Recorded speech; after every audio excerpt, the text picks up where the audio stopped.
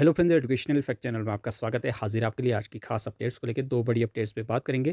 पहली अपडेट है आपकी टीजीटी भर्ती के रिगार्डिंग, दूसरी आपकी जेबीटी के रिगार्डिंग है, उस पे भी बात करेंगे। पहले बात कर लेते हैं एचपीआरसी ने जो हाल ही में टीजीटी की वैकेंसीज निकाली है, जिसकी कि लास्ट डेट आपकी यहाँ पे 17 तारीख रखी गई थी, लेकिन उसे फिर से जो है एक बार एक्सटेंड कर दिया गया है। अभी अभी जानकारी मिली है, लेकिन अभी ऑफिशियल जो वेबसाइट पे इसके रिगार्डिंग नोटिफिकेशन है वो आउट नहीं हुई है, अपलोड नहीं हुई है। लेकिन जो खबरों के माध्यम से पता चला है, इंटरव्यू के माध्यम से पता चला है, एचपीआरसी सचिव ने जो जानकारी दी है, उन्होंने ये कहा है कि 31 तारीख तक जो है वो ये लास्ट डेट बढ़ाई जा रही है।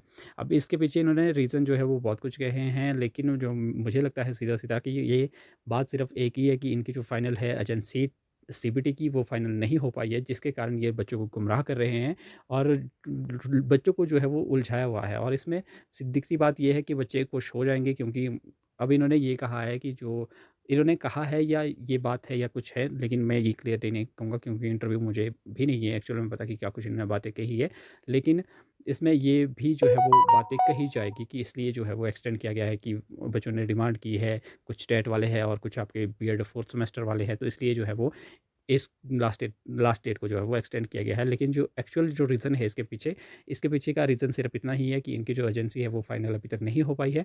अगर एजेंसी फाइनल हो पाती तो ये लास्ट डेट को ख़त्म कर लेते, लेकिन इनके जब ये फाइनल नहीं हुई है, इसलिए ये बच्चों को उलझाए रखना चाहते हैं ताकि बच्चे जो है वो रिएक्ट ना करें और बच्चे खुश हो जाएँ।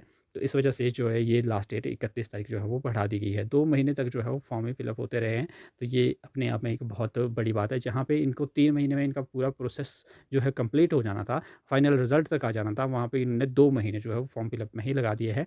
हो सकता है ये कुछ बच्चों को अच्छा भी लगे, क्योंकि लास्ट डेट जो है वो एक्सटेंड हुई है। लेकिन वो अलग मैटर है।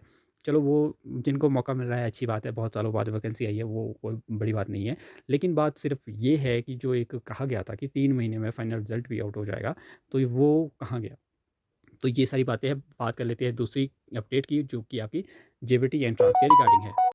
हिमाचल प्रदेश स्कूल शिक्षा बोर्ड धर्मशाला द्वारा जो हाल ही में जेबीटी एंट्रेंस यानी कि सीईटी जिसे कहा जाता है, डीएलएड सीईटी कंडक्ट करवाया गया था, उसका जो फाइनल आंसर की और फाइनल रिजल्ट है वो जारी कर दिया गया है। फाइनल आंसर की आप इस तरह से यहाँ पे देख सकते हैं, और रिजल्ट आप किस तरह से चेक कर पाएंगे वो भी हम आपको बताएंगे। पहले आप आंसर की देख लीजिए, ये कुछ इस तरह से हैं सीरीज़ वाइज यहाँ पे आंसर की जो है वो दी गई है। आप इस आंसर की को ऑफिशियल वेबसाइट से या फिर हमारे टेलीग्राम ग्रुप से डाउनलोड कर सकते हैं, या फिर वीडियो को पॉज करके यहाँ से ही अगर आप चेक करना चाहें तो यहाँ से चेक कर सकते हैं। तो यहाँ पे आप देख पाएंगे ये सी सीरीज़ है